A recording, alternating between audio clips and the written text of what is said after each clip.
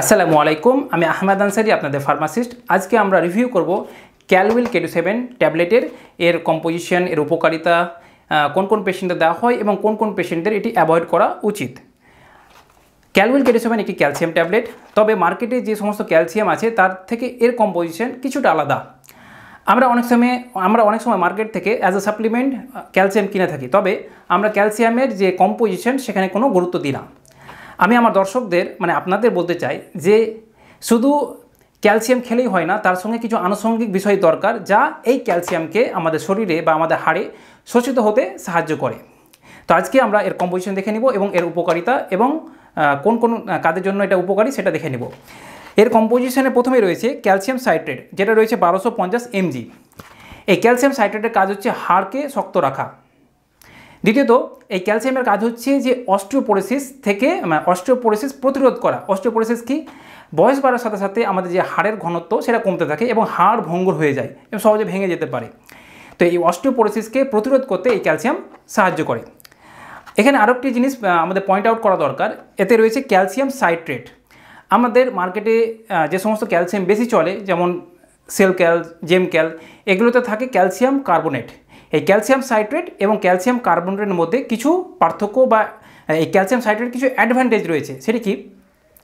Calcium কার্বনেটের তুলনায় এই calcium citrate সহজে শরীরে শোষিত হয়, এক নম্বর পয়েন্ট।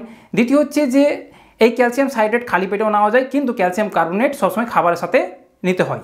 তৃতীয় নম্বর পয়েন্ট হচ্ছে যে সমস্ত পেশেন্টদের গ্যাস্ট্রিক সমস্যা আছে, পেটের সমস্যা আছে, তাদেরকে ক্যালসিয়াম কার্বনেট দিলে তাদের কোষ্ঠকাঠিন্য অর্থাৎ পায়খানা শক্ত হয়, পেট ফেঁপে যায়, ইত্যাদি সমস্যা হতে পারে, যেটা ক্যালসিয়াম সাইট্রেটে অনেকটাই যেটা ক্যালউইল K27 যে ক্যালসিয়ামটা ব্যবহার করা হয়েছে তাতে অনেকটাই কম।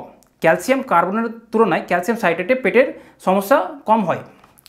চতুর্থ হচ্ছে যে বয়স্ক যারা আছে তাদের জন্য ক্যালসিয়াম কার্বনেটের চাইতে ক্যালসিয়াম সাইট্রেটটা বেশি উপকারী। তো ক্যালউইল K27 যে ক্যালসিয়াম বহন করে বা কম্পোজিশনে যে ক্যালসিয়াম রয়েছে অর্থাৎ ক্যালসিয়াম সাইট্রেট, সেটা ক্যালসিয়াম কার্বনেট থেকে কিছুটা অ্যাডভান্টেজ রয়েছে। দ্বিতীয়ত, এতে আছে মিথাইল কোবালামিন, যেটা আছে 1500 mcg। মিথাইল কোবালামিন আমরা ভিটামিন B12 জানি। এর কাজ কি? এর কাজ হচ্ছে যে ড্যামেজ নার্ভ বা যেগুলো দুর্বল নার্ভ রয়েছে আমাদের শরীরে সেগুলোকে ঠিক করা। আমরা যেমন বয়স বাড়ার সাথে সাথে আমাদের হাড়ের সমস্যা দেখা দিচ্ছে এখন, তার সাথে বয়স বাড়ার সঙ্গে সঙ্গে আমাদের কিন্তু নার্ভেরও সমস্যা দেখা দেয়। তার ফলে কী হয়, হাড়ের জন্য বা ক্যালসিয়াম একটা আলাদা নিতে হয় এবং নার্ভের জন্য আবার আলাদা ট্যাবলেট নিতে হয় বা আলাদা সাপ্লিমেন্ট নিতে হয়। তো এই ট্যাবলেটে কী করছে, যারা বানিয়েছে তারা ক্যালসিয়াম এবং মিথাইল কোবালামিনকে এক জায়গায় রেখে দিয়েছে। এতে কী হচ্ছে, দুটো ট্যাবলেটের কাজ একই ট্যাবলেট থেকে পেয়ে যাচ্ছি। তো এই যে ক্যালউইল K27, এতে মিথাইল কোবালামিন রয়েছে 1500 mcg।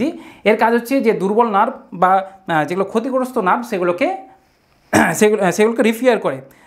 আমাদের যে হাত পা ঝিমঝিম করে বা অসাড় হয়ে যায় সেটাকেও আমাদেরকে সারাতে সাহায্য করে। এছাড়াও কোষের ভিতরে এনার্জি প্রডিউস করতে সাহায্য করে। এছাড়াও ভিটামিন B12 অর্থাৎ এই যে মিথাইল কোবালামিন, এটা আরবিসি উৎপন্ন করতে সাহায্য করে, যেটা পরোক্ষভাবে হাড়কে শক্ত করে। তাহলে আমরা দুটি কম্পোজিশন দেখলাম, ক্যালসিয়াম সাইট্রেট এবং মিথাইল কোবালামিন, যেটা ক্যালউইল K27 রয়েছে। এছাড়াও রয়েছে ভিটামিন K27। আমরা নাম যখন পড়ছি তখনই বুঝতে পারছি এখানে একটি K27 ভিটামিন রয়েছে। এই K27 ভিটামিনের কাজ হচ্ছে যে এই যে ক্যালসিয়াম আমরা নিলাম সেটা যেন কোনো রকমভাবে ধমনীতে সঞ্চিত না হয়। অনেক সময় ক্যালসিয়াম ধমনীতে সঞ্চিত হয়, যার ফলে হার্টের সমস্যা দেখা দিতে পারে। এই K27 এর মূল কাজ হচ্ছে যে এই ক্যালসিয়ামকে কোনোভাবে ধমনীতে শোষিত না হতে দিয়ে পুরোপুরিভাবে ক্যালসিয়ামে সাপ্লাই করা, ক্যালসিয়ামটা যেন হাড়ে যেন সঞ্চিত হয়, ধমনীতে যেন সঞ্চিত না হয়, সেটা এই K27 এর কাজ। তারপরে আছে ভিটামিন D3। এটি আরেকটি উল্লেখযোগ্য উপাদান বা কম্পোজিশন এই ক্যালউইল K27 এর। এই ভিটামিন D3 রয়েছে 1000 IU। এর মূল কাজ হচ্ছে রক্ত থেকে ক্যালসিয়ামকে হাড়ে পৌঁছে দেওয়া।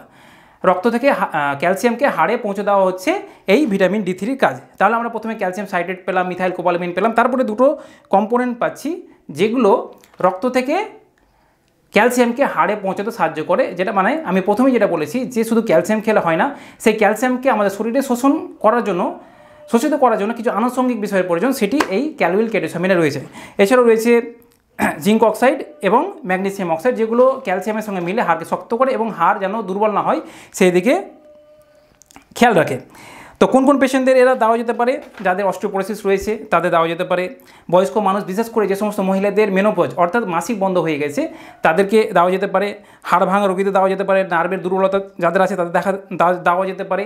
এছাড়া ডায়াবেটিক পেশেন্ট বা যারা দীর্ঘদিন ধরে স্টেরয়েড ব্যবহার করছে সেই সমস্ত পেশেন্টদের হাড়ে অনেক সময় ভঙ্গুর হয়ে যায়, সেই সমস্ত পেশেন্টদেরও কিন্তু এটা দেওয়া যেতে পারে। কারা এই মেডিসিন থেকে দূরে থাকবে? যারা কিডনি স্টোনের হিস্ট্রি রয়েছে তারা এই মেডিসিন থেকে অবশ্যই দূরে থাকবে। এছাড়াও যাদের সিভিয়ার কিডনি ডিজিজ রয়েছে বা হাইপার ক্যালসিয়ামিয়া রয়েছে তারা এই মেডিসিন থেকে দূরে থাকবে। তারপরে বলবো, কোনো মেডিসিন ডক্টরের পরামর্শ ছাড়া উইথাউট ডক্টর প্রেসক্রিপশন আমাদের মোটেও নেওয়া উচিত নয়। আমরা অবশ্যই যখনই যে কোনো মেডিসিন নেব ডক্টরের পরামর্শে নেব। তো আপনার আজকে এই ভিডিওতে এতটাই। কেউ যদি ক্যালভিল KD7 ট্যাবলেট আপনারা ব্যবহার করে থাকেন অবশ্যই আপনাদের অভিজ্ঞতা কমেন্ট সেকশনে জানাবেন এবং বাকিদের উপকৃত করবেন। আপনারা সুস্থ থাকুন, ভালো থাকুন, ইনশাআল্লাহ দেখা হবে পরবর্তী ভিডিওতে। আসসালামু আলাইকুম ওয়া রাহমাতুল্লাহ।